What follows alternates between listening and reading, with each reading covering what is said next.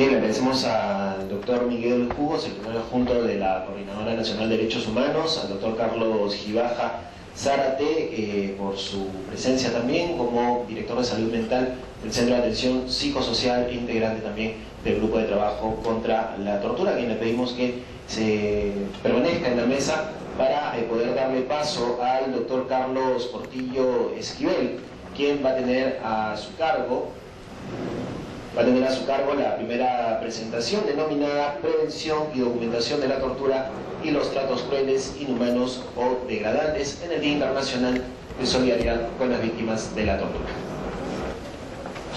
El doctor Carlos Portillo Esquivel es médico psiquiatra, integrante del Centro de Alternativas en Salud Mental ATIA de Paraguay. Él viene trabajando en el tema de derechos humanos desde el año 1986, ha sido miembro de la Comisión de la Verdad y Justicia de Paraguay entre los años 2004 y 2008. Trabajó con refugiados y candidatos a refugiados también en Bruselas, Bélgica, entre el año 1990 a 1991. Actualmente es miembro del equipo de la Red contra la Tortura del Instituto Interamericano de Derechos Humanos y miembro de la Red Latinoamericana y del Caribe de Salud y Derechos Humanos. Entonces le damos la bienvenida al doctor Carlos Portillo. Bueno, buenos días a todas, todos. La presentación por parte de Carlos, con quien hemos compartido años y realmente un tiempo considerable, muy productivo en toda la experiencia latinoamericana fundamentalmente, y a veces también de países africanos y del Oriente sobre la temática, nos lleva a llegar a un momento como este en el cual creemos que nuestro deber, nuestra obligación es compartir con profesiones afines, pero que no son exclusivamente del área de la salud mental, todo lo que hemos conocido, hemos acumulado como experiencia, etc. Creo que el conocimiento humano no es patrimonio de la persona que la posee. El deber de todo experto es el de compartir todo conocimiento, y eso se convierte en patrimonio universal de la humanidad.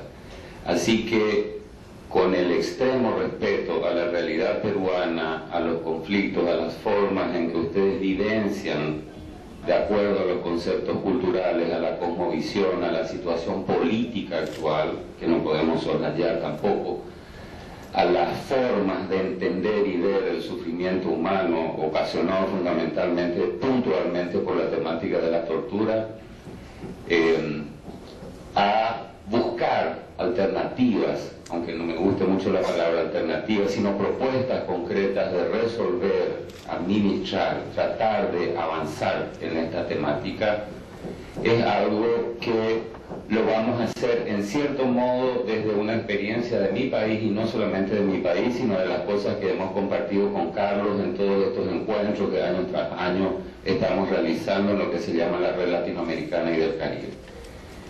Les hago una confesión: la cultura de los pueblos originarios que habitan y habitaron en algún tiempo un territorio más extenso que trasciende más allá de las fronteras de lo que hoy es el Estado de Paraguay, que fueron o son los guaraníes, aunque hay otras etnias también que tienen otras costumbres y otras características lingüísticas, es la tradición oral.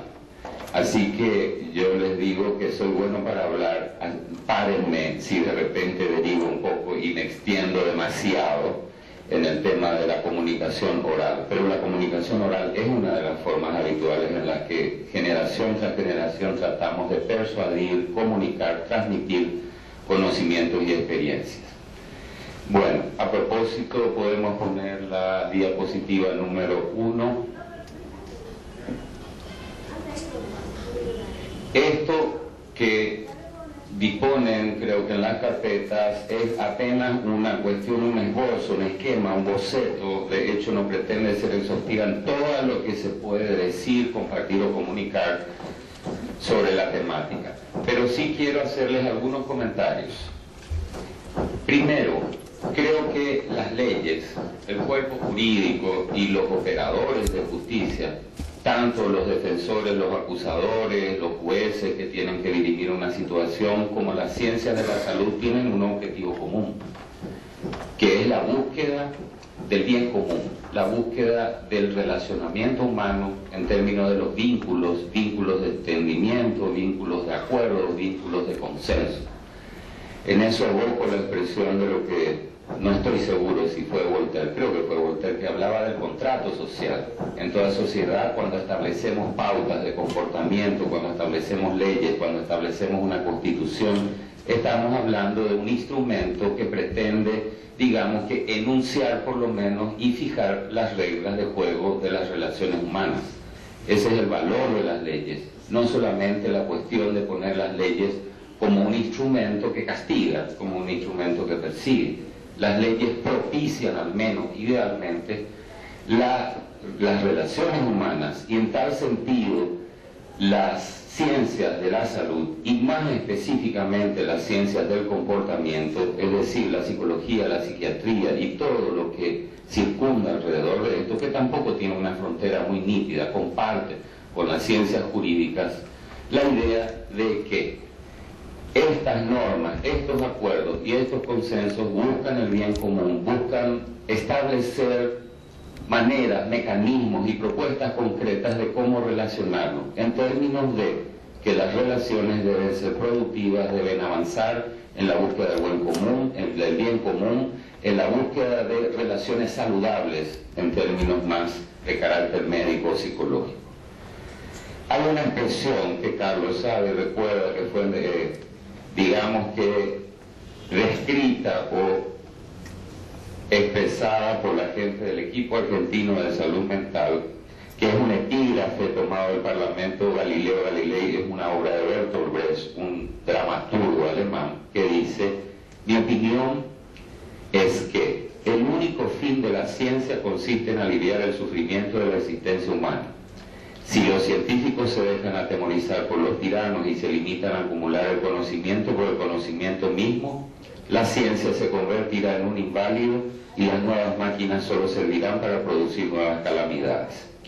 ¿Cuál es la interpretación de esto? Yo recuerdo que en el año 87, cuando en el Uruguay sobrevino el término de la dictadura, que fue en el año 85, se hizo un encuentro de médicos y abogados, juristas, jueces, etc. Y decían, bueno, la formación esencial de los trabajadores de la salud, y entre ellos lo de la salud mental, donde hay relación de paridad entre psicólogos y psiquiatras, es buscar aliviar el sufrimiento humano. Paradójicamente hemos descubierto que en muchas condiciones, en muchas situaciones, médicos que participaron, o psicólogos también, psicólogas que participaron de un sistema represivo, porque a veces la función de las fuerzas de seguridad de un Estado, llámense policías y militares, se confunde un poco en términos de que solamente es la de reprimir, hacer desaparecer, torturar, cuando las fuerzas de seguridad, y sobre todo en tiempos de paz y democracia, tienen una función absolutamente opuesta a lo que enunciativamente o en algún momento se concibió que sería su función. Bueno, la diapositiva, el slide 2. Bueno, decíamos que las leyes no deben ser interpretadas solamente dentro de su función punitiva, sino que tienen fundamentalmente una función que va más allá de establecer qué condena, qué castigo se le va a aplicar a una persona que probadamente, o a un grupo de personas que probadamente cometieron un delito, un crimen o una transgresión de una ley determinada que tipifica. La función de las leyes también tienen un efecto ejemplificador desde el momento en que define, tipifica cuál es el delito, establece claramente cuál es el delito, y entonces la ciudadanía sabe qué es lo que no debe hacer, hipotéticamente, ¿verdad? Muchas veces las leyes, aunque idealmente deben ser el resultado de una necesidad social, deben ser el resultado de un estudio sociológico donde se ve la pertinencia y la necesidad de crear una ley determinada de cara a aquello que constituye un atentado contra los bienes jurídicamente establecidos. como son la vida, la libertad de expresión, la libertad de adopción, la integridad física y mental, el derecho a tener una identidad, el derecho a tener una participación, en fin, todo lo que se establece en la Declaración Universal de los Derechos Humanos en términos de derechos humanos de primera, segunda y tercera generación. Acá yo hago hincapié que no debe perderse la perspectiva integral e integradora de las generaciones de los derechos humanos. ¿Qué valor tienen los derechos humanos? Y muchas veces, ¿cuál es el punto que se plantea como conflictivo y dilemático? Cuando las definiciones operativas, las tipificaciones, las cualificaciones, las interpretaciones y los principios de los derechos humanos no se entienden muy bien de que sean aplicados a un cuerpo jurídico, a un cuerpo de legislación, con el orden de prelación que cada Estado establezca de los derechos humanos como derechos que son iguales para todos y que sobre todo tienen la función de garantizar que se cumplan aquellos bienes establecidos por dichos principios, que son bienes que deben ser protegidos obligatoriamente por el Estado. No estamos hablando de una función optativa en este caso, estamos hablando de una función obligatoria y deben ser inspiradoras y deben incorporarse a la legislación nacional en términos de que todo está guiado por este principio de universalidad que rige a las cuestiones de los derechos humanos o a todo lo que establecen los derechos humanos. A ver si vamos a la función reguladora, y esto, aunque Michel Foucault fue un intelectual, se lo considera el filósofo postmodernista más representativo del pensamiento actual, establece también una interpretación de que las instituciones encargadas, y no estamos hablando exclusivamente de tribunales o agentes de justicia o operadores de justicia, llámense fiscales, defensores públicos, abogados de derechos humanos, etcétera, todos los que participamos de alguna manera, tienen una función, y sobre lo que Foucault llamó las instituciones totales, que se rigen por un código que no es deliberante, como los penales, en algunos casos, en estos casos introducimos también las instituciones psiquiátricas, todas pasibles hoy de ser supervisadas, de ser revisadas en términos de si se ajustan al cumplimiento y al respeto de los derechos humanos o si los están, digamos, violando. ¿Por qué? Porque las violaciones a los derechos humanos fundamentalmente se cometen dentro de un concepto que tiene que ver con la relación de poder. Y creo que los operadores de justicia saben que la figura jurídica del abuso sexual o de la coacción sexual tiene que ver con una relación desigual, donde es una autoridad el que ejerce esa acción de abuso o de coerción o de extorsión sexual hacia alguien que tiene una condición y una característica subalterna.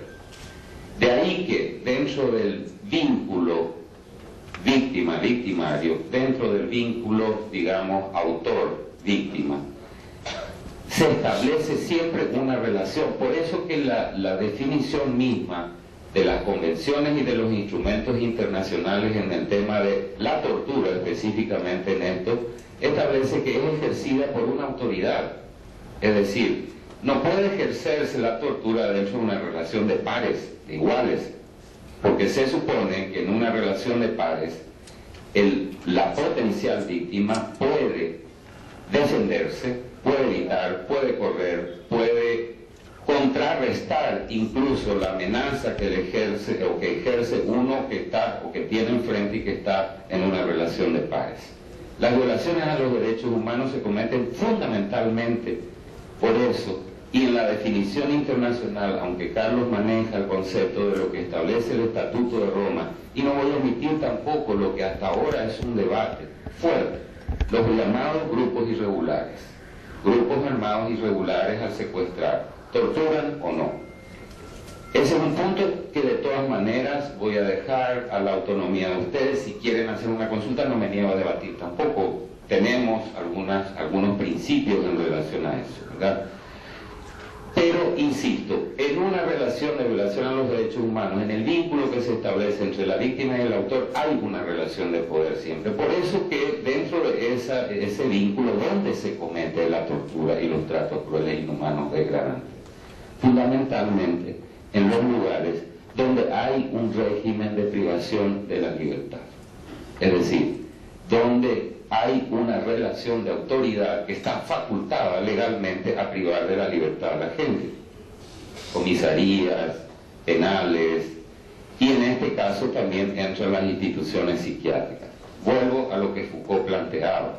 La función de los penales, de las instituciones psiquiátricas, de las instituciones que se rigen por un código de verticalismo donde hay una cadena de mando, de fuerzas de seguridad, fuerzas armadas, fuerzas policiales que tienen una función que cada constitución establece, cuál será, etcétera, son instituciones que no solamente se limitan a la función de privar de la libertad y sacar de la sociedad a una persona o a un grupo de personas que supuestamente han transgredido o que han transgredido constatadamente o probadamente una ley, que han cometido un delito o un crimen.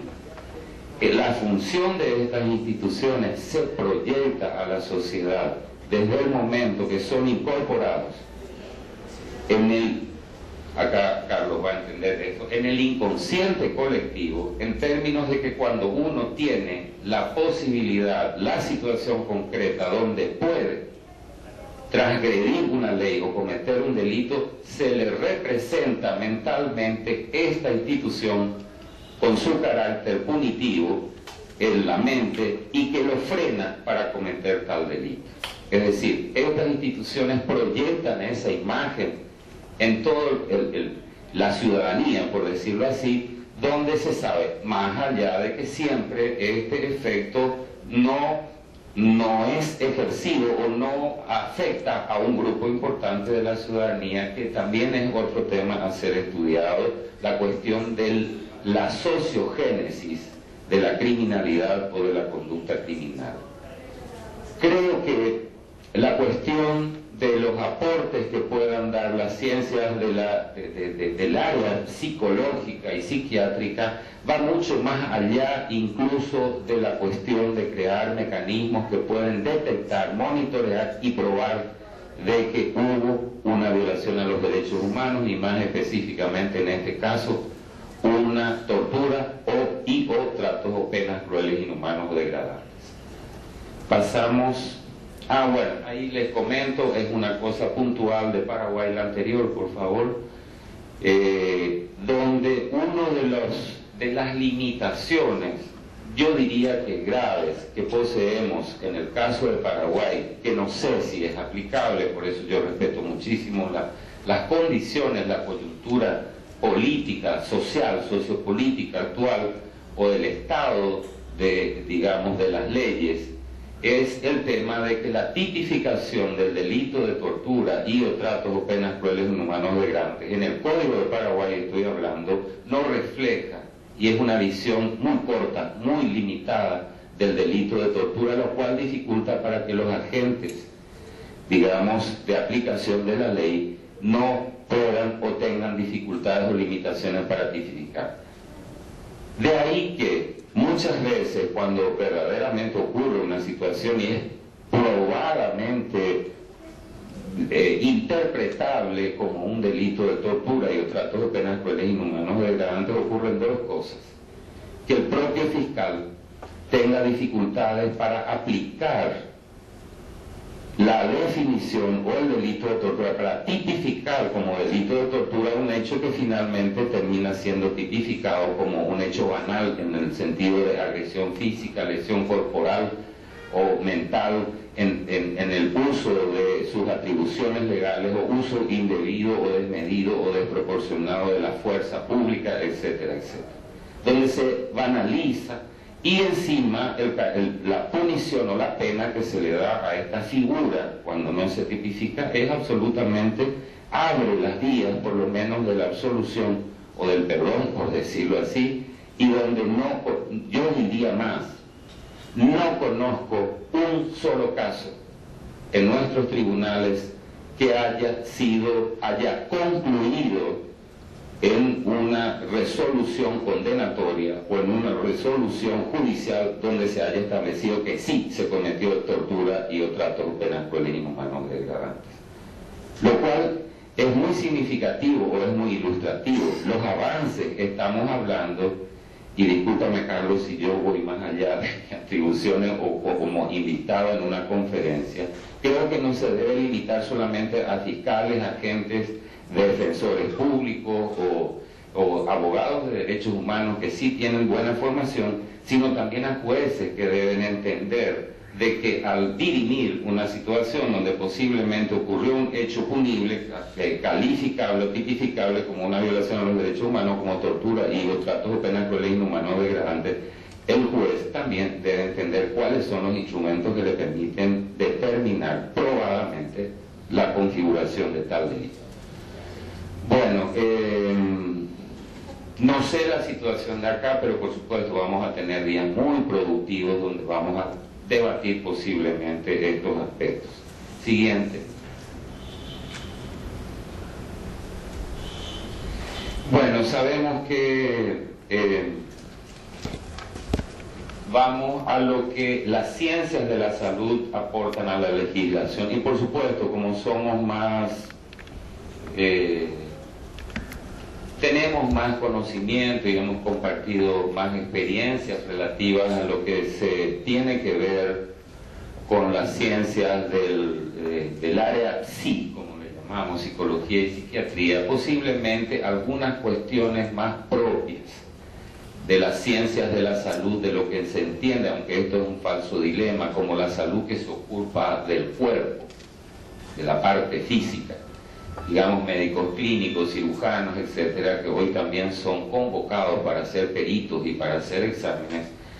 Y digo falso dilema porque el abordaje que proponemos es que el ser humano es un ser integral, indivisible, no es mitad cuerpo, mitad mente, es indivisible. De tal modo que los aportes que puedan dar las ciencias biológicas como parte del lenguaje o de los conocimientos que la medicina posee, no es que posee, debe compartir también, pero que es parte de su territorio de conocimientos, digamos, también están absolutamente entrelazadas, integradas a los conceptos de la salud mental, ¿verdad?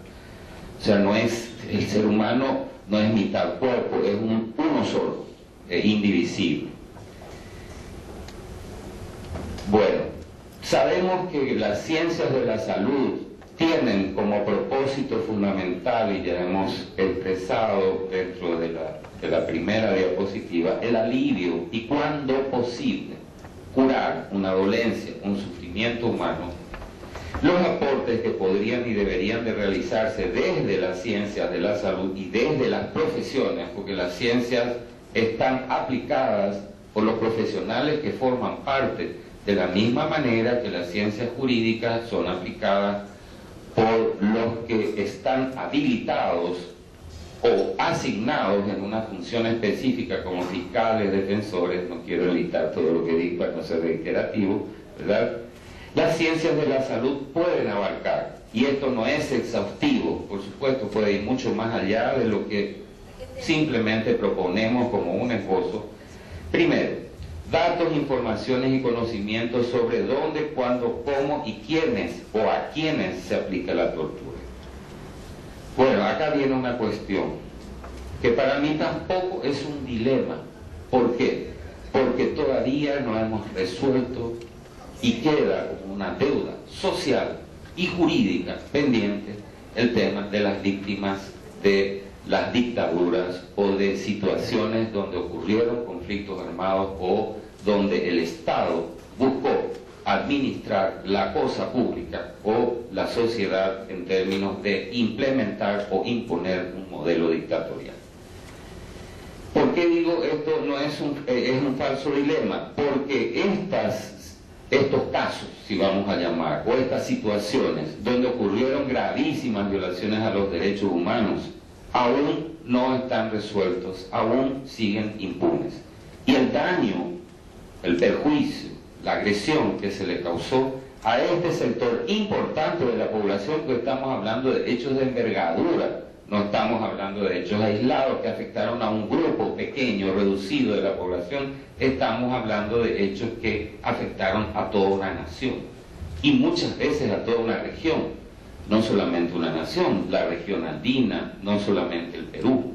Entonces estamos hablando de deudas no resueltas, aunque esto va a ser tema de la conferencia de cierre o de clausura, el impacto sobre las sociedades que producen estos hechos y la insuficiente aclaración, aunque tengo conocimiento que el Perú tuvo su comisión de verdad y reconciliación, pero las funciones de las comisiones de verdad y reconciliación no se limitan al término en que duró, va mucho más allá, y posiblemente su función o su efecto, su impacto, lo que se abre a través de las comisiones de la verdad, va a durar muchísimos años más, y deja más bien como pendientes un sinnúmero de situaciones.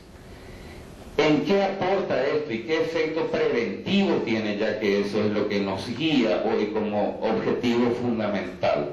En el sentido de que se conoce a través de la investigación cuáles fueron los métodos, cuál fue el propósito, por qué se torturaba, para qué, para ejercer el control social, para desanimar, para castigar, para punir, para perseguir, para reprimir aquellos grupos que propusieron ideológicamente un modelo contestatario o un modelo de oposición a un régimen determinado. Los lugares, ya he dicho, básicamente son los recintos de detención, aunque hoy hay una cuestión que debemos debatir durante las manifestaciones, cuando hay golpes, hay una actitud de abuso de autoridad, como se dice, o uso desproporcionado de la fuerza policial o militar en las manifestaciones, donde se le rompe, se le causa fracturas, se le causa heridas a una persona, etcétera. Simbólicamente, al menos, tiene mucho que ver todavía con el lenguaje que se utilizaba o que utilizaban las fuerzas de seguridad en tiempos de dictadura, donde decir, yo ejerzo el poder acá. Esa es la idea, eso es lo que se transmite simbólicamente. Es decir, acá el poder soy yo, la autoridad la ejerzo yo, pero esa autoridad conferida posiblemente no le habilita a tener una actitud que cause un daño al ser humano que tiene enfrente suyo. También aportamos conocimientos sobre el pasado, que es lo que decía sobre ayudas, lo cual ayuda a una mayor efectividad o eficacia en las observaciones y documentaciones probatorias de los casos que ocurrieron en el presente. ¿Qué pretendemos compartir con esto? Sabemos que a partir de los estudios que se hicieron y que hemos analizado muchísimo en el mundo entero, hay publicaciones, hay estudios, hay investigaciones que dan cuenta de modalidades que pueden ser definidas propias o como propias de cada región. Por ejemplo, no sé, desconozco en el caso del Perú, pero en el caso de Paraguay, inicialmente, y estamos hablando de una dictadura que duró 35 años, la modalidad era más caracterizada por la brutalidad, incluso se hacían mutilaciones, cercenamientos en público de miembros, donde todas las partes del cuerpo que sean salientes, como la idea era prácticamente un concepto medieval de la tortura, en el sentido de que se hacía frente a la tropa, a los soldados o frente a la población, con la idea de que esto sea un castigo ejemplar, que sembrara el terror y desanimara cualquier conducta de lucha o de oposición contra la dictadura. Esto sirve además, y después existe una especie de progresión, no quiero llamarle evolución, porque esto es una involución, más bien en términos de ser un atentado contra la humanidad, de métodos cada vez más sofisticados, más afinados, y la interposición de descargas eléctricas, la inmersión en agua o en pileta o cualquier otro método que penosamente y casi ofensivamente fueron elaborados con el aporte y el conocimiento de expertos en medicina, en psicología, que también propusieron el concepto de guerra psicológica. Bueno, por eso les digo, páguenme, porque yo puedo derivar hacia mucho. Bueno,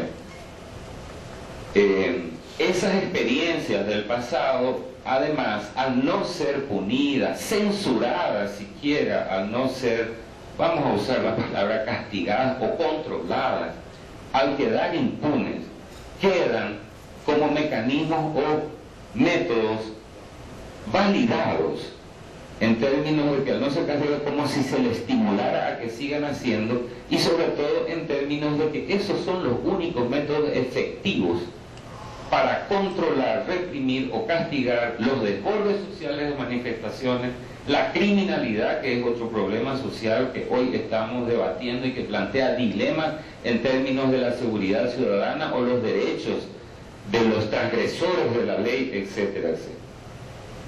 Avances en materia de detección, monitoreo y documentación, que, bueno, van siendo más eficaces, pero acá viene una cosa súper importante.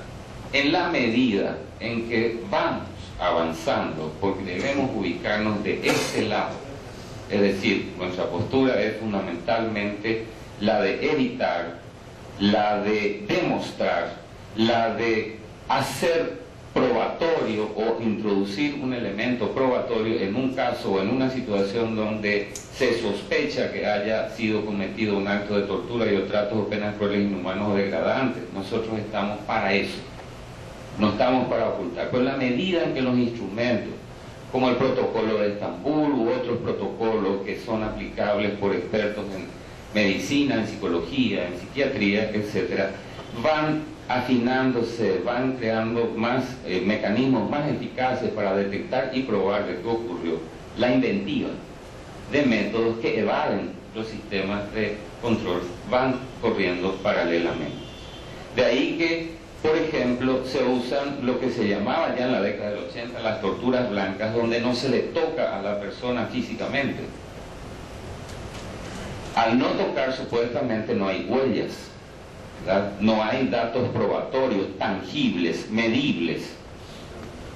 Guantánamo, pero ya en Alemania la policía, bueno, no voy a, porque después la embajada pues, está contra, no voy a, pero sectores de la policía han ido creando nuevos métodos, como por ejemplo encerrar a una persona por más de 24 horas en una habitación totalmente blanca, techo, piso, paredes, donde no hay aberturas, es totalmente cerrada, no le tocan a la persona, no le interrogan, a las 4 horas empieza a tener síntomas como taquicardia, angustia, desesperación. ¿Por qué? Porque la vida humana, el humano está hecho para la variedad de colores, de contrastes, que nos da a nosotros sentido, nuestras referencias, de personas que son diversas, de personas que tienen distintos modos de ver la variedad, el colorido del mundo. Un mundo, imagínense, en el cual no hay contrastes, no hay referentes, es todo uniforme, del mismo color, es un mundo que se convierte en un mundo vacío y que genera una situación de angustia porque no tenemos a qué aferrarnos. De ahí que también, de paso, comento que la tortura generalmente es complementada por otros métodos más bien llamados tratos crueles, inhumanos o degradantes, como la monotonía de estar en un centro de detención indefinidamente, donde uno no sabe cuándo va a salir, si va a salir con vida de ahí, si va a estar el resto de su vida ahí, si va a ser 1 año, 2 años, 10 años o cuánto. De ahí que el régimen también de detención arbitraria por tiempo indefinido, sin que se le diga, bueno, tu condena es tanto, tanto tiempo va a estar, para que uno pueda predecir, donde se rompe el principio fundamental de todos nosotros, que es el de la predictibilidad. Así como nos preparamos y planificamos en estos días estar en esta actividad y organizamos nuestros tiempos del mañana, del futuro, conforme a nuestros deseos, nuestros planes, que es la predicción de nuestras acciones en el futuro, por lo menos en el futuro cercano, cuando organizamos nuestra vida en torno a un proyecto donde abrazamos o queremos ser profesionales de tal área, la tortura y los tratos de pena cruel rompen absolutamente ese principio de predictibilidad al sembrar una incertidumbre de qué va a pasar con nosotros mañana. De ahí que muchos elementos que tienen que ver y se caracterizan más como métodos tipificables como tratos crueles, inhumanos o degradantes, sin embargo pasan a ser verdaderas torturas. Desde el momento, y más adelante me voy a referir a esto, porque los instrumentos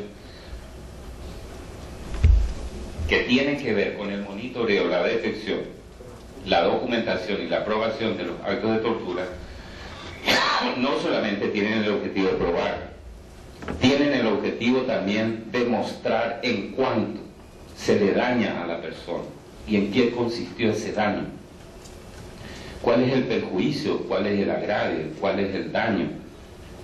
No solamente mostrar de que acá hubo, cuantificar, y esto también es dilemático porque el derecho positivo plantea algunas cuestiones que tienen que ver con el concepto o la idea de que en un juicio o en una investigación se debe probar y medir cuánto es, qué es lo que perdió la persona. Se habla de lucro cesante, esta persona que fue detenida arbitrariamente y que no tuvo causa, perdió cuánto de salario mínimo diario. ¿Se puede medir el dolor humano con una cifra numérica o financiera, les parece? El derecho positivo plantea justamente que el informe médico que muestre que hay heridas, cicatrices, que hay, no sé, un daño físico constatable, medible por un examen laboratorial, etcétera, si hubo una hemorragia, pérdida de sangre. Yo les pregunto, el daño causado a una persona que queda con miedo, con terror, con retracción social, que tiene pesadillas, que no puede salir a la calle, que no puede volver al trabajo, es mayor que una herida ocasionada que pudo haber sido suturada, cicatrizada y que la persona puede volver a salir a la calle y trabajar, volver a su trabajo. ¿Qué daña más? De ahí el valor de la evidencia y de la prueba psicológica como elemento fundamental, y agrego otra cuestión acá, que es que los estudios compartidos con Carlos y con mucha gente de toda Latinoamérica muestran que el 90% de las consecuencias y del daño que se le causa en el mundo entero, está probado esto por estadísticas psicológicas. Y si vamos a buscar una prueba física no encontramos. No encontramos. En el 100% de los casos hay daño psicológico. En el 100%. En el 90% hay daños solamente psicológicos.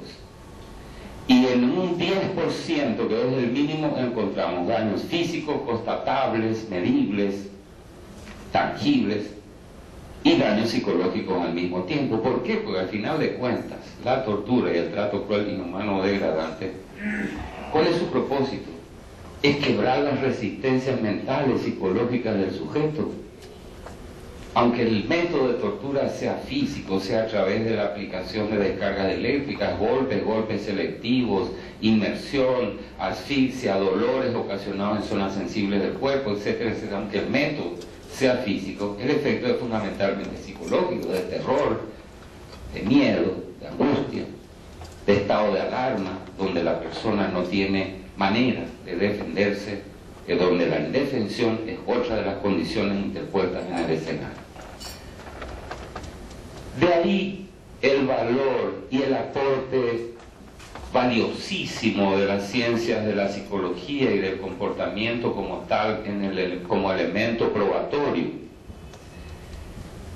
¿Qué más aportamos desde las ciencias de la salud? Bueno, decía que hay eufemismos donde en la medida en que se van, digamos, estableciendo nuevos mecanismos para detectar, también hay inventivas.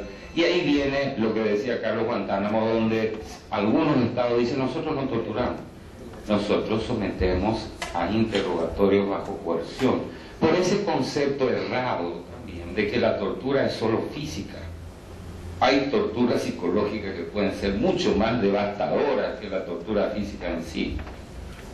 Por ejemplo, someterle a una persona que está escuchando la tortura y decirle: el siguiente vas a ser vos. ¿Qué es y por qué? Acá hay un elemento fundamental, tal vez toque de vuelta en la conferencia sobre el impacto psicosocial. ¿Por qué entendemos que la tortura no es un agravio particular a la víctima solamente? Es un acto atentatorio contra la identidad de especie humana. Es decir, no tiene solo un impacto hacia el sujeto, hacia la persona, hacia el individuo, como decimos a veces en un lenguaje muy crudo, particular que está siendo torturado. Esa persona que está siendo torturado es parte nuestra, es un representante de nuestra colectividad humana. Y además voy a ser más cruel a lo mejor con lo que digo. ¿Quién nos garantiza de que aunque a él le toque hoy o a ella le toque hoy, no nos toque a nosotros mañana? Es lo que decía también Bertolt Brecht en una de sus obras, decía: están llevando a los comunistas, ¿qué me importa? Yo no soy comunista. Están llevando a los gays, ¿qué me importa? Yo no soy gay. Están llevando a las mujeres, ¿qué me importa? Yo no soy mujer. Están llevando a los adolescentes, a los estudiantes, a los obreros, yo no soy ninguno de ellos. Esperen un momento, están llamando a mi puerta. Es decir, ¿por qué entendemos que si nosotros estamos estimulando, estamos permitiendo, estamos animando, no estamos poniendo freno a un comportamiento determinado que es atentatorio contra aquel que no es parte nuestra? No. Aquel es alguien que tiene las mismas identidades. La tortura atenta contra la condición humana del derecho a la defensa, contra la condición humana del derecho al buen trato, al trato humano, contra la condición humana del derecho a no ser agraviado física y mentalmente o dañado. De ahí, gracias Carlos, 10 minutos son mucho.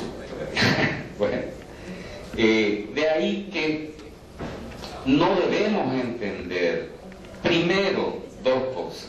O sea, primero, dentro de las dos cosas que quiero comentarles, es que la tortura, o cuando defendemos a alguien que fue víctima de tortura, estamos defendiendo criminales, como se nos suele acusar. Nosotros respetamos absolutamente las reglas del debido proceso y que las leyes establecidas claramente sean aplicadas, que esa persona sea juzgada y punida posiblemente por el delito que cometió, que probadamente cometió. Lo que proponemos es simplemente que llegar a esa sentencia o a esa conclusión o a esa resolución por una autoridad competente en la materia debe hacerse respetando las normas del debido proceso y los derechos humanos de las personas. Es decir, cumplir y aplicar la ley respetando las normas del debido proceso, respetando los derechos humanos. Y se puede, gente, se puede, señora, señor, se puede. ¿Por qué vamos a desanimarnos y vamos a pensar que el único modo, el único mecanismo de entender y obtener una prueba rápida y eficaz, ese es otro de los factores donde los agentes queremos ser exitosos en obtener la prueba rápida, es probar de que esta persona fue la autora o es la responsable o es la que cometió tal delito o crimen? No tenemos la paciencia de investigar mesurada, debidamente, dentro de las normas del debido proceso para llegar a la verdad. De ahí que también otra de las propuestas es que dentro de nuestro sistema jurídico, no conozco el vuestro, respeto por favor, no confundamos, estoy hablando desde una experiencia, por ejemplo, de la de Paraguay, donde el interrogatorio es el mecanismo y el elemento privilegiado para obtener la prueba. Y no los métodos científicos donde vemos, recopilamos de los alrededores de la escena del crimen, etcétera, etcétera, algo que nos permite laboratorialmente ver que esta persona estuvo ahí y que tocó algo y que hizo algo como elemento probatorio fundamental. Otra de las propuestas es que los organismos de investigación y por lo tanto como elemento de probidad de un hecho punible sea absolutamente en base a elementos científicos que permitan. Eso desanima al interrogatorio como elemento privilegiado fundamental para probar de que esta persona cometió tal crimen o tal delito. Bueno, creo que ya más o menos podemos pasar a la siguiente. Las condiciones y objetivos de los exámenes médicos. Bueno, las condiciones, los exámenes y consecuentemente los informes que los peritos, en estos casos estamos hablando de los peritos psicólogos, psiquiatras, médicos clínicos en general, que deben hacer los informes cuando se sospecha que ocurrió un caso de tortura, etc.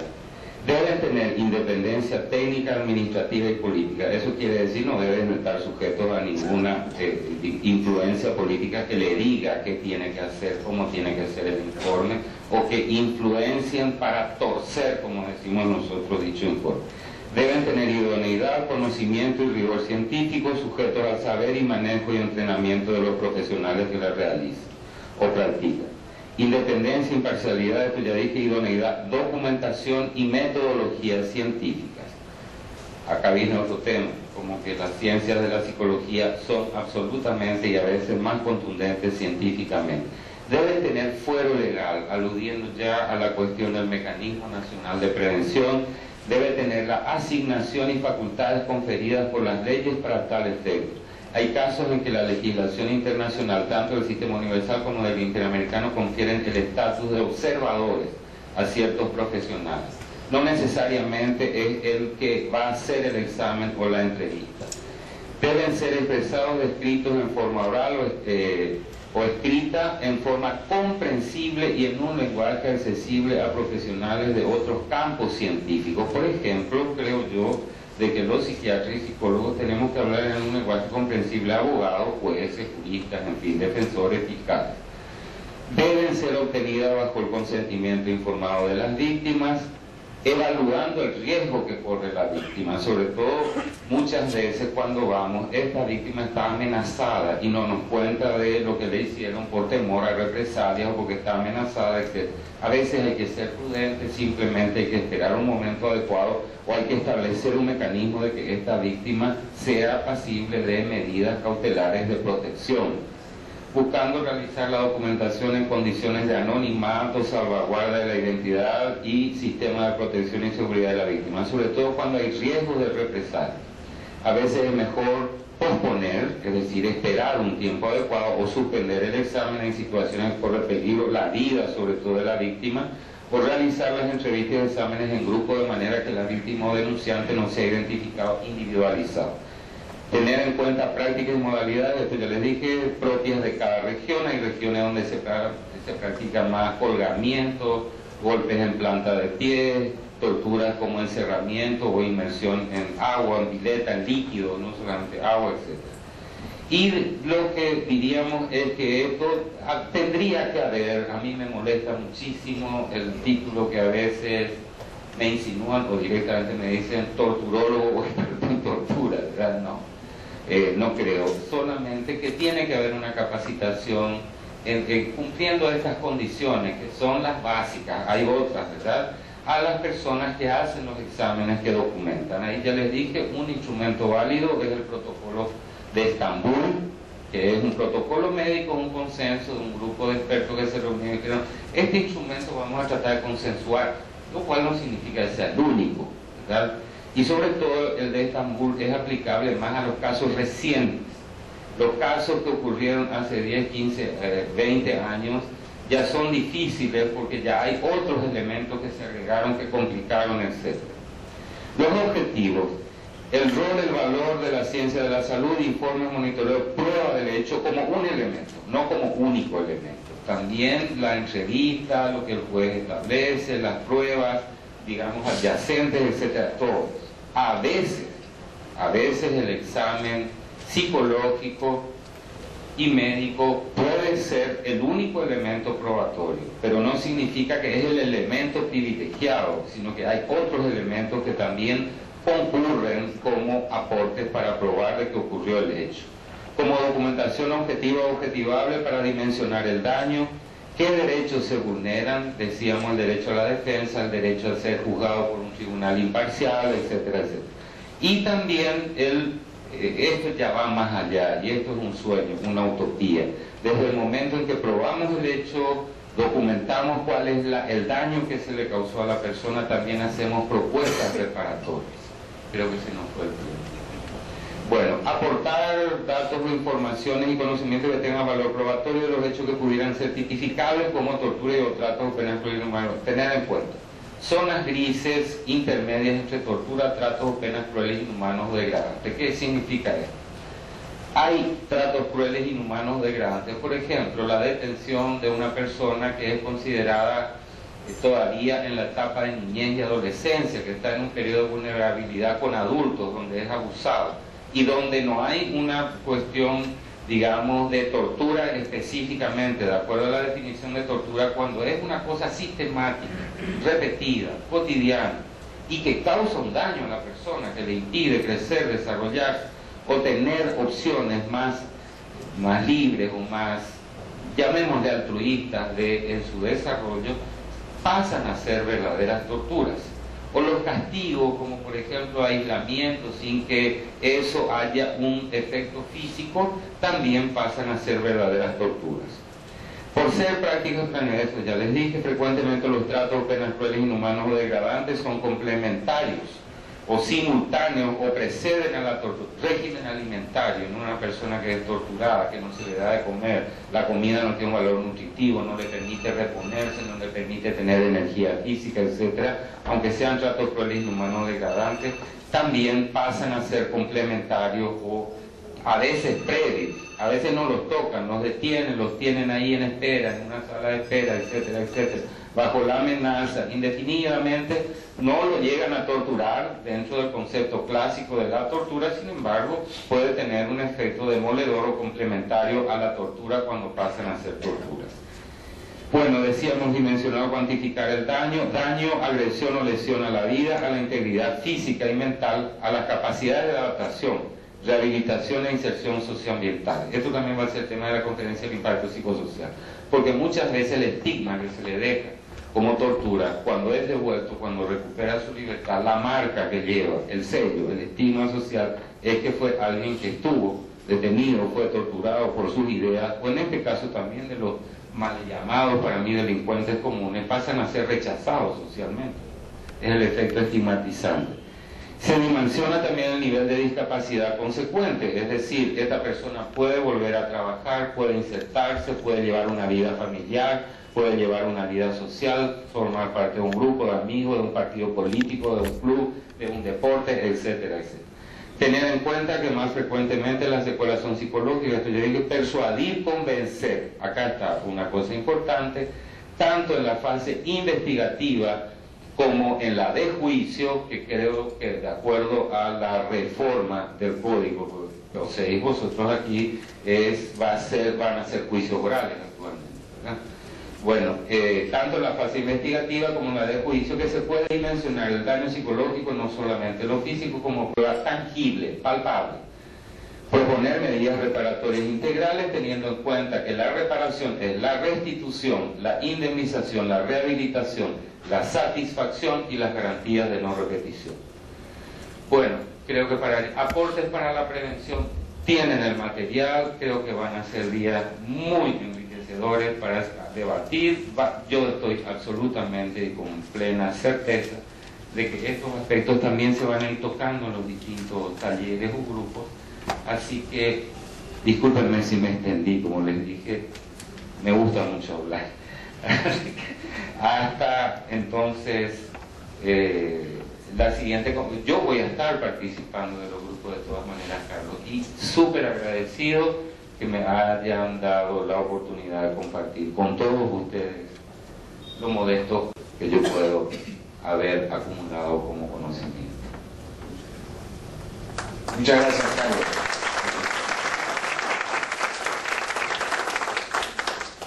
No, las gracias a ti, Carlos. Creo que has hecho una mirada en el poco tiempo que has tenido panorámica, profunda, de diferentes aspectos que toca el tema de tortura, que tiene que ver evidentemente con lo legal, pero también tiene que ver con la fibra más profunda de la condición humana, ¿no? Como decía Bertolt Brecht, hoy día le tocó a otro grupo o a otra persona, pero mañana nos puede tocar a nosotros.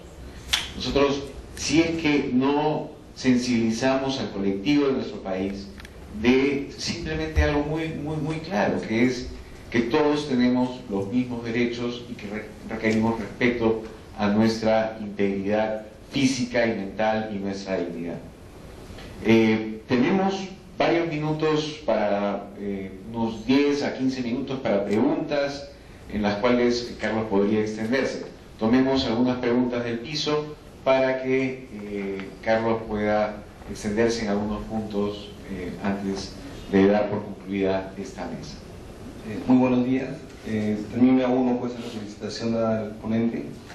Doctor, básicamente una pregunta. Usted refirió de que el protocolo de Estambul no era el adecuado para torturas antiguas.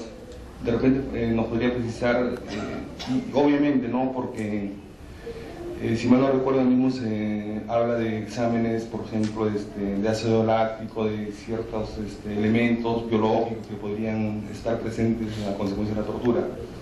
¿Cuál es probablemente ese mecanismo o ese examen que sería el idóneo para torturas antiguas, que es propiamente lo que tenemos más en el lugar donde yo laboro, ¿no? Hablamos de más de 15 años, 20 años aproximadamente, en el cual las personas denuncian. Gracias. Tomamos unas 2 preguntas más y después vemos que Carlos pueda responderlas. Buenos días a todos y a todas. Carmen, de la Comisión de Derechos Humanos del Vicariato de Iquitos. No me queda claro, no soy abogada, soy educadora, pero hay algo que dijo en el tema de la tortura, en el tema de las protestas sociales, cuando quieren expandir o sacar a la gente de los lugares donde están protestando, pues mucho de la policía utiliza la fuerza, ¿no? Que no es muy, de ambos lados la misma proporcionalidad. Entonces, revisando el concepto de tortura, pues es para sacar información, ¿verdad? O sea, no me queda muy claro en el momento cuando el doctor dice que también puede ser un acto de tortura cuando también se utilizan los actos de protestas sociales. Yo creo que esas 2 preguntas, ahí hay una tercera. Normalmente en los procesos penales o judiciales, en casos civiles, pero básicamente penales, cuando se pide al abogado defensor que se practique tal o cual diligencia médica, se elabora el informe médico, psicológico y se alcanza al juzgado para que el juez valore la prueba del daño. Pero ¿qué pasa? Que a veces a pedido del Ministerio Público o del propio juez se pide que se ratifiquen las pericias, y al ratificar las pericias pasa un tiempo determinado en perjuicio de la persona que está siendo procesado o de la víctima. ¿Cuál debería ser la actuación, digamos, no sé, que permita, digamos, que desde cuando se presenta el protocolo médico o el certificado médico se dé el valor suficiente? Depende del criterio del magistrado, no sé, ¿qué aportes podría ayudarnos para mejorar esta situación en el caso nuestro, ¿no? Bueno, primero el protocolo de Estambul.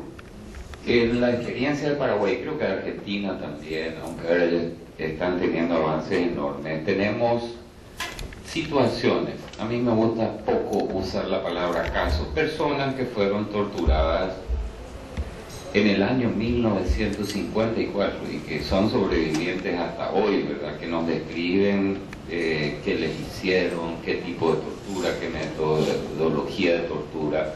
Pasaron cuántos años de 1954 al 2011. Entonces la aplicación de dosaje de ácido láctico o cualquier otro método es absolutamente, no va a conducir a nada, porque el ácido láctico es resultado de la atricción muscular de los golpes, es decir, al haber un daño, golpes musculares, el músculo sufriente, por decirlo así, libera ácido láctico, que es lo mismo que encontramos en un ejercicio forzado extremo. Cuando una persona se somete a un ejercicio violento también hay liberación de ácido láctico.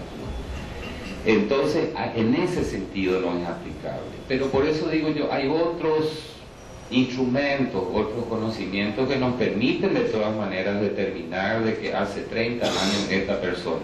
Es más, dentro, y eso Carlos saben, y todas las cuestiones, los profesionales del área de psicología, más que los médicos saben, de que de repente el impacto de la tortura en el sentido psicológico puede no verse inmediatamente. La persona es liberada, aparentemente funciona, va a la casa, convive con su familia, se va a la calle, vive en la calle, se vuelven otra vez activos socialmente, etcétera, y que 30 años después, cuando vuelven a enfrentar una situación como la que Carlos estaba describiendo, como la situación de uno y de repente la persona que hace 30 años estuvo en una situación similar, se le desencadena todo el mecanismo y vuelve a tener pesadillas, terrores nocturnos, vuelve a tener miedo, se encierra en la casa, no sale, porque hace un contacto dentro de su memoria con algo que le sucedió hace 30 años. Y entonces ahí el protocolo de Estambul no debe ser absolutamente inaplicable. Por supuesto que es un instrumento valiosísimo y válido, pero sobre todo en la propuesta que ahora tenemos de detectar los casos nuevos, recientes. Para los casos que ocurrieron hace mucho tiempo, de hecho nos sirve muchísimo la experiencia acumulada, y es la que permitió la elaboración del protocolo de Estambul, de métodos que se utilizaban hace tantos años, qué tipo de exámenes se deben practicar. Es válido, es valioso. Ahí creo que hay un punto que no había mencionado. Es que, ¿por qué es importante saber qué métodos se utilizaban antes y cuál ahora? Porque hay una tendencia a utilizar los mismos métodos, porque al no ser investigados, sancionados o por lo menos prohibidos los usos de antes, como que eso no fue detectado, no fue denunciado, no fue censurado, y siguen habiendo. En el caso de Paraguay, no lo hacen en el recinto de detención. Secuestran, alquilan una casa particular los mismos policías y torturan ahí, como en un sector no para no ser detectado, pero usan los mismos métodos, golpes en planta de los pies, golpes, etc. Para eso es valiosísimo el protocolo de Estambul, ¿verdad? Lo que pregunta la educadora, perdón si es así, es que en realidad la definición tanto de la de Naciones Unidas como la del Sistema Interamericano sobre la Convención contra la Tortura y el Trato de Penas Crueles e Inhumanos degradantes establece que la tortura se da en un régimen de detención o secuestro. Es decir, detención es cuando es en una institución destinada específicamente a privar de la libertad a las personas. Secuestro es cuando lo hacen grupos parapoliciales, paramilitares, etcétera, o grupos irregulares también pueden ser, ¿verdad?, que secuestran a una persona y que aplican estos métodos en un régimen de detención. Cuando es en una manifestación, en una marcha o en cualquier forma de expresión popular, de protesta, reclamo, pongámosle el nombre que nos agrade, es más bien el término que cabe es el de uso desproporcionado y abusivo de la fuerza pública, que tiene que ejercer el control de que no ocurran desbordes, pero permitiéndole el legítimo derecho a manifestarse, reclamar y pronunciarse, ¿verdad? El punto es cuando la intención es pasarse de la idea de evitar o prevenir desbordes o enfrentamientos, y la intención es disolver la manifestación. Ahí es donde viene el otro aspecto importante para determinar. Entonces la cualificación que cabe más, de acuerdo a las definiciones, es de uso indebido y desproporcionado de la fuerza pública. Creo que me comentaban las fiscales que están acá, que le llaman abuso de autoridad, o Carlos me comentaba más bien el término, la expresión abuso de autoridad, que igual cae. Cuando hay pero es difícil de probar, hay una intencionalidad directa y se prueba la intencionalidad de castigarlo severamente a un manifestante, y sobre todo cuando se buscan quiénes son los líderes de una manifestación determinada, puede pasar a ser un trato cruel, inhumano, degradante. Bueno, sobre el mecanismo nacional de prevención, en el caso de Paraguay, que ya tiene fuerza de ley, es una ley nacional aprobada por el Congreso, promulgada y sancionada por el Poder Ejecutivo, como dice nuestra Constitución, crea esos mecanismos donde la persona que pudo haber sido víctima de tortura tiene que ser examinada Si es posible, eso dependerá del mecanismo que ustedes adopten al momento de ser retenida, 4 o 8 días después, al momento de ingresar a un lugar de detención, que no sé cómo es el mecanismo que usan acá, en nuestro caso en los recintos policiales, comisaría o alcaldías policiales, no puede permanecer más de 6 horas, tiene que ser examinado periódica y sistemáticamente para detectar de si en ese periodo de 8, 15 días o un mes en que el juez de garantía, nosotros recibió el informe del estado de la víctima de tortura, se le evalúe si en ese periodo, digamos, intermedio entre la valoración de la prueba que hace el juez o del examen o de la pericia médica y la aceptación o el refrendamiento, no sé cómo le llamó, ¿verdad? No manejo mucho los términos jurídicos de esa prueba, hay algo agregado o agravante. Entonces el nuevo informe tiene que ser hecho de vuelta y se debe consignar si hay un agravante. Nuestra propuesta es incluso que las pericias sean efectuadas, digamos, cada tantos días, para ver si en el transcurso de esos días hubieron complicaciones o no.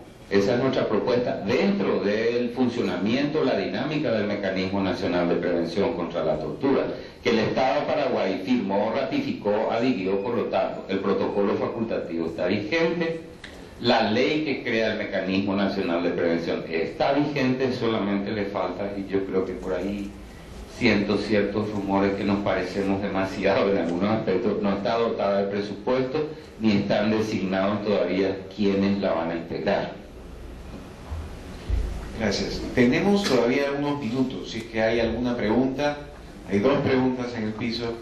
Doctor, muy buenos días. Me voy a atrever a hacer una pregunta, a pesar que no tiene que ver con su ponencia de prevención, porque usted me ha puesto en un reto, doctor, de la siguiente manera. Yo soy operador jurídico, soy abogada, trabajo en cárceles, he trabajado en el penal de máxima seguridad, con internas sentenciadas por delito de terrorismo, el cual, es cierto, pues el 100% de ellas han experimentado el tema de la tortura. Entonces, me ponen un reto en el sentido de que yo ya las tengo, ya a estas personas,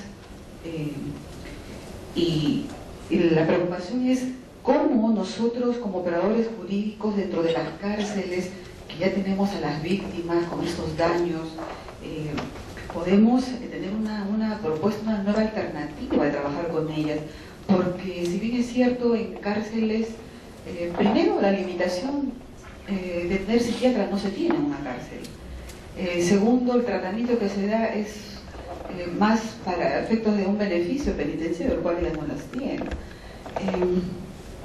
Y me compromete pues el tema de que usted indicaba, lo que dice Bertolt Brecht, cuál debería ser entonces, cómo debería yo aliviar el sufrimiento de la existencia de estas internas en cárcel. Un poco, por eso le decía, me atrevía que usted por favor me pueda dar un lineamiento o de su experiencia, cómo ya aliviar dentro de cárcel ya el sufrimiento de estos presos que ya fueron torturados. Buenos días, soy la doctora Jara, el representante del Ministerio Público. Mi pregunta va por lo siguiente. Estamos viviendo en el Perú unos momentos bastante convulsionados, por conocimiento de todos ustedes, pero no es ahora, es constante. Tuvimos un problema, por ejemplo, el famoso problema de Bagua, que lo pusieron el baguazo, ¿no? En ese interín que hubo esos problemas, hubieron muchos personajes anónimos, generalmente los nativos, quienes salieron gravemente perjudicados por torturas físicas y mentales. Las pericias arrojaban negativo, por supuesto, porque en ese momento, como usted acaba de referir hace un momento, las pericias tienen que ser, digamos, con tiempos de intervalos, toda vez que en el momento muchas veces no se detecta el mal, sino tiene secuelas posteriores. Con el tiempo queda mucha gente muy mal. El año pasado tuvimos nosotros una reunión con los nativos y dentro de ellos había bastante gente perjudicada psicológicamente tenían problemas de encierros, de no querer salir, y muchos de ellos un miedo, y que su miedo, y un miedo contra las autoridades, y su miedo se reflejaba persiguiendo a los temores. Por ejemplo, no quería ver al fiscal, el fiscal era el enemigo, el juez también.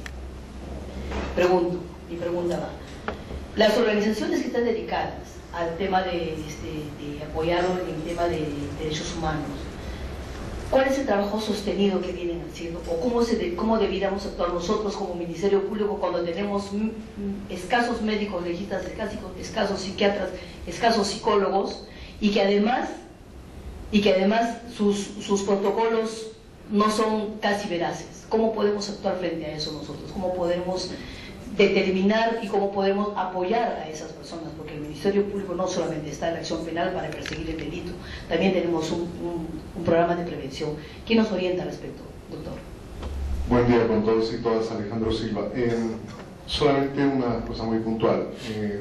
Dado que nuestra América Latina es un escenario de convivencia de diversas naciones, me atrevería a decir, quizás siendo prejuicioso, que el tema de la salud mental o de la medicina en general tiene un componente de cultura occidental, digamos, predominante. ¿Conoce usted alguna experiencia de trabajo en la cual se haya abordado desde una perspectiva intercultural o multicultural? Justo en el ejemplo que la doctora consignaba, el tema de Bagua, donde hubo muchos afectados y afectadas de las naciones Awajún.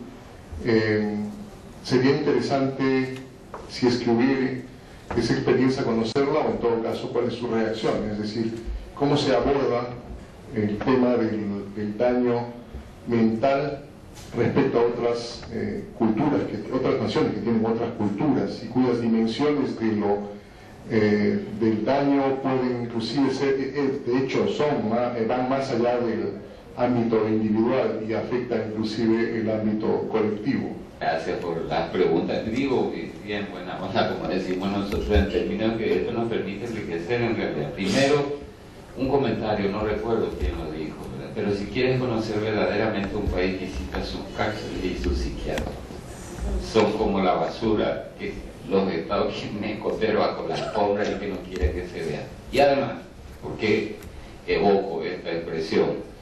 Porque las condiciones en que un estado, un país, una nación trata, sobre todo a estos grupos que son considerados despreciables o desechables, es el reflejo del pensamiento de la sociedad. No es una cuestión de la responsabilidad solamente de las autoridades que administran un penal determinado o que están dedicados a, digamos, que restringir la libertad o hacer cumplir lo que la ley establece a este grupo determinado. En realidad es la sociedad la que legitima ese comportamiento y ese trato. No digo toda la sociedad, pero sectores importantes y que tienen poder de la sociedad son los que están legitimando que a estas personas merecen luego ser tratadas así en condiciones inhumanas. Doctora, lo que tú le dirías, y sin ánimo de ser paternalista, es que no asuma usted la responsabilidad exclusiva, eso la va a desgastar. Esta es una responsabilidad compartida, como decimos nosotros, ¿verdad? No es suya, ni siquiera sola y exclusivamente de las autoridades que están encargadas de administrar o de cumplir con la ley que establece que esas personas tienen, no sé, condena perpetua, tiempo indefinido de condena, no sé qué dice, porque ahí sí tengo la limitación de que no conozco vuestro código penal y vuestro código de procedimientos penal, ¿verdad? Pero sí. Ahora, ¿cuál es la solución? Es realmente entender cuál es la solución de esa gente, tenerla en estas condiciones que están cumpliendo condena en condiciones más humanas.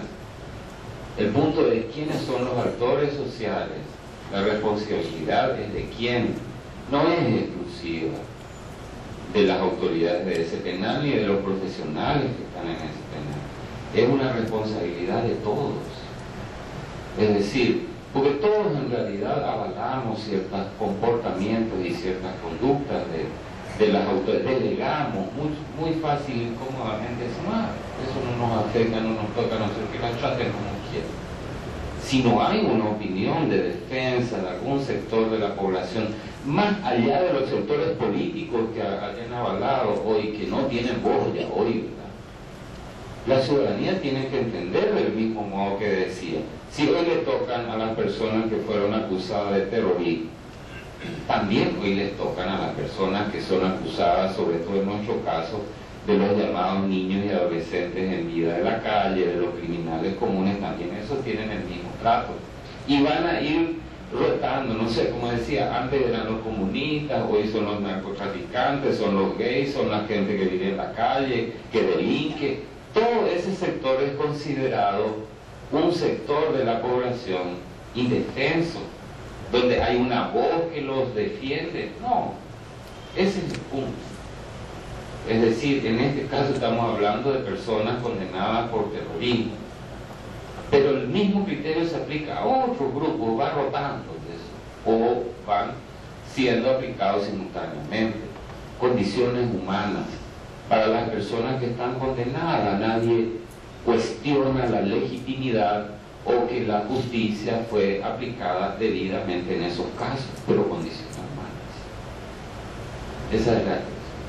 Ya me perdí en la otra pregunta que me hicieron, que es la cuestión de los casos en que se dan. Miren,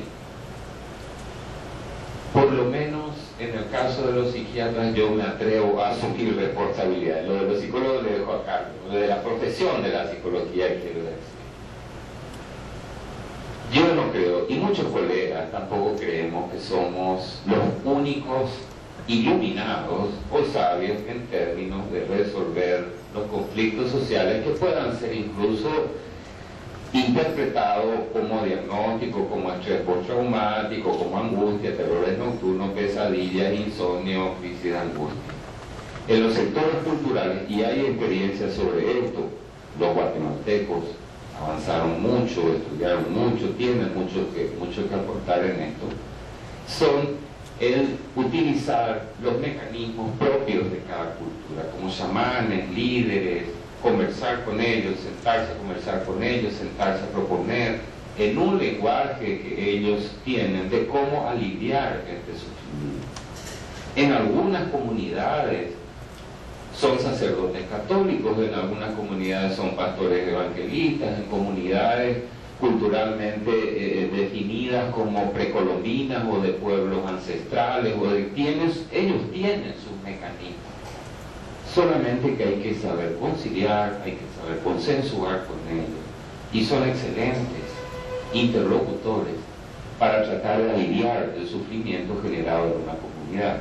Al final de cuentas, estas situaciones son por un choque cultural, por una incomprensión, por una intolerancia, desde la cultura occidental, como dice. ¿Por qué nosotros vamos a ir a imponerles otra vez criterios de la cultura occidental y cristiana, hablando mal y pronto, cuando ellos tienen algún modo de ver, de entender y cómo resolver eso?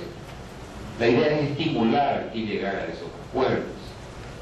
Guatemala, Paraguay francamente tiene alguna experiencia, por esto es debatido también, porque el sentido de psicología psicosocial o psicología comunitaria o intervenir en la comunidad no entendemos solamente como áreas rurales o pueblos originarios, también en una psicología social y comunitaria de las urbes, el área urbana. Bueno, agradecemos a Carlos Portillo por la presentación, damos por cerrada la mesa, tenemos un refrigerio a continuación y los invito luego a una segunda mesa, una primera mesa, que es el informe sobre casos de tortura registrados por la Defensoría.